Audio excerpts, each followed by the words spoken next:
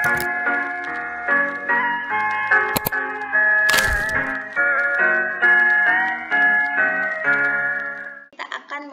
IRD toko Alfamart dulu. Nah, toko Alfamart ini memiliki 7 entitas. Nah, yang pertama itu ada entitas customer yang memiliki primary key ID customer dan memiliki 2 atribut yaitu nama customer dan nomor telepon. Lalu, customer memiliki hubungan melakukan dengan transaksi, karena kan customer itu melakukan transaksi. Lalu entitas transaksi pembelian ini memiliki primary key dan foreign key, yaitu primary key-nya adalah ID transaksi dan foreign key-nya itu ID barang dan ID customer. Entitas transaksi juga memiliki atribut, yaitu total transaksi, harga, dan tanggal. Transaksi pembelian itu memiliki relasi dengan karyawan, yaitu relasi melayani. Nah, lalu entitas karyawan ini memiliki primary key, yaitu ID karyawan, dan memiliki atribut, yaitu nama karyawan dan nomor telepon. Selanjutnya, entitas barang memiliki 4 atribut, yaitu kode barang, nama barang, harga barang, dan expired. Lalu entitas barang memiliki hubungan 2 relasi. Entitas barang memiliki relasi disimpan ke entitas gudang. Barang disimpan di gudang. Lalu entitas gudang memiliki 4 atribut, yaitu kode rak, klasifikasi rak, stok barang, dan jenis barang. Lalu relasi yang satu memiliki entitas cabang, di mana entitas cabang memiliki 4 atribut juga, yaitu nama cabang, nomor telepon cabang, alamat cabang, dan nomor cabang. Lalu entitas cabang mempunyai relasi ke kantor pusat, yaitu relasinya mempunyai entitas ke kantor pusat. Entitas kantor pusat memiliki 4 atribut juga, yaitu NPWP, email, alamat kantor pusat, dan nomor pusat, dan nama pusat. Oke, jadi teman-teman, di sini kita akan mulai dengan membuka aplikasi SAM kita. Nah, jadi SAM ini bisa di-download dari Microsoft Office di desktop kalian. Lalu ketika membuka SAM, maka akan muncul yang namanya ada Apache dan MySQL. Kalian bisa klik Start di kedua Apache dan MySQL, lalu Windows plus R untuk membuka CMD kita. CMD ini merupakan perangkat yang ada di laptop kita ya. Lalu kemudian teman-teman bisa klik CD, C.2 garis miring SAM, lalu MySQL garis miring lagi bin, ini untuk membuka MySQL kita. Lalu klik MySQL -u root -p untuk membuat database kita nanti. Lalu enter. Untuk enter password kita enter aja.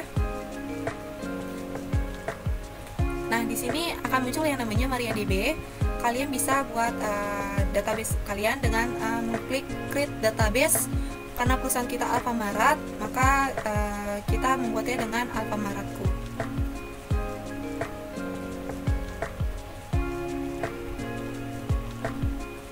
Oke, maaf teman-teman, agak error sedikit. Kita ulang lagi, yaitu dengan mengklik create database Alfamaretku, lalu klik enter ya. Nah, di MariaDB non ini untuk menampilkan Alfamaretku itu kita bisa menggunakan use Alfamaretku, lalu titik koma enter.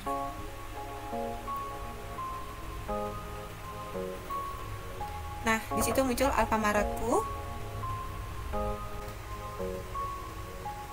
Oke teman-teman, karena kita ingin membuat entitas melalui SAM ini, kita bisa mengklik create table. Karena tadi kita udah buat database kita, maka kita membuat tabel yang ada di IRD tadi di Draw.io. Nah, dengan mengklik create table customer tutup kurung ID underscore customer in ini mewakili angka dengan panjang 100. Lalu karena customer ini merupakan primary key, maka kita bisa mengetik ketik not null primary key, lalu koma, dan enter. Nah, jadi karena di customer itu ada atribut-atribut, maka atribut itu kita masukkan di sini nih. Bagaimana caranya? Yaitu dengan mengetik atribut di dalam customer ada nama customer. Nah, nama customer ini menggunakan char karena nama customer merupakan huruf dengan panjang 100, tutup kurung, koma, lalu masukkan atribut lainnya, yaitu ada nomor telepon, nomor underscore telepon, lalu menggunakan integer karena nomor telepon merupakan angka dengan panjang sebesar 20 karena nomor telepon tidak terlalu banyak ya teman-teman. Lalu tutup kurungnya ada 2, lalu titik koma, jangan lupa titik koma ya teman-teman di akhir kalau kita mau seperti ini. Setelah query oke, maka kita klik entitas lainnya. Nah, entitas kedua yaitu ada clickable, lalu ada gudang. Nah, habis itu tutup kurung, ada kode rak, lalu menggunakan integer karena tabel gudang ini merupakan primary key, maka kita bisa menggunakan not null primary key. Lalu setelah itu kita bisa masukkan entitas-entitasnya. Nah, entitas pertamanya itu ada klasifikasi barang menggunakan char ya teman-teman, dengan panjang 25, lalu koma, enter. Setelah itu kedua ada stok barang integer dengan panjang 20 karena 100 karena stok barang itu agak banyak ya teman-teman. Untuk panjangnya itu kita bebas mau berapa. Lalu yang ketiga ada jenis barangnya dengan integer atau char. Kita gunakan char aja ya teman-teman dengan banyak 100, lalu enter. Maaf teman-teman karena error, kita ada kesalahan sedikit, yaitu kita bisa ulang ya teman-teman. Oke, maaf teman-teman karena ada kesalahan, jadi kita ulang. Karena kesalahan ada di stok barang, maka kita ini di stok barang.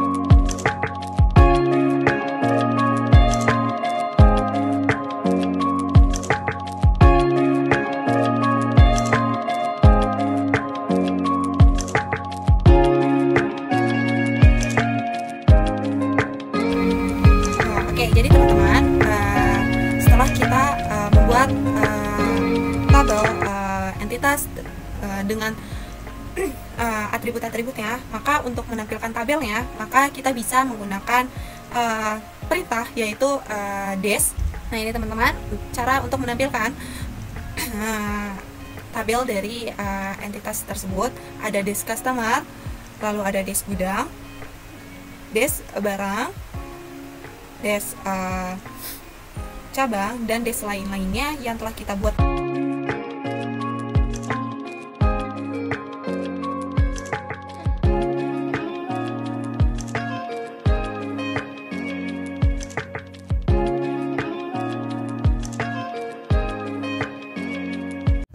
Oke, selanjutnya kita memasukin data dari tabel-tabel sebelumnya yang udah dibuat. Yang pertama kita masukin tabel customer. Nah, di sini kita pakai perintah insert into customer values, lalu kita masukin ID customernya 1, 2, 3 yang merupakan primary key. Yang kedua ada nama customernya Luna. Yang ketiga ada nama customernya. Lalu kita koma untuk masukin data yang kedua. Di sini ada ID customernya yang 456 merupakan primary key, terus nama customernya Karang, lalu nomor telepon customer.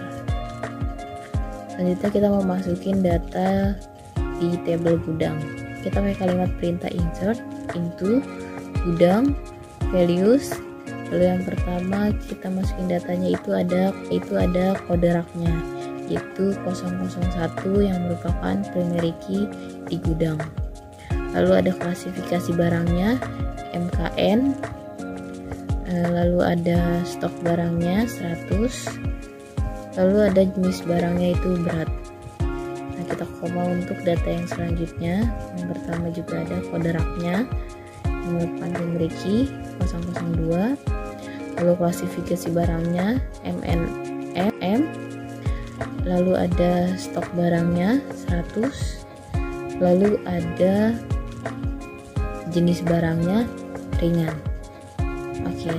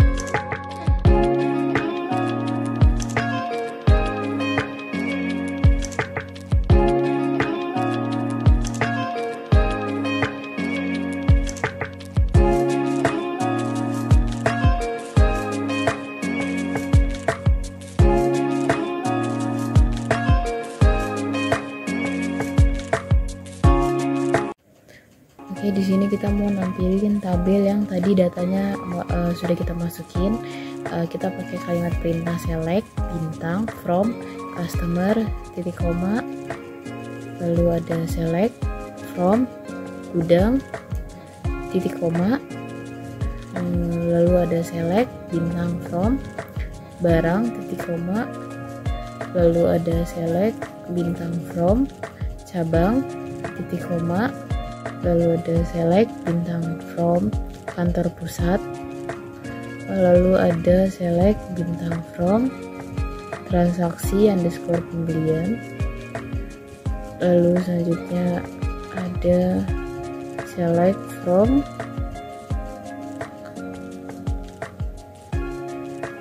karyawan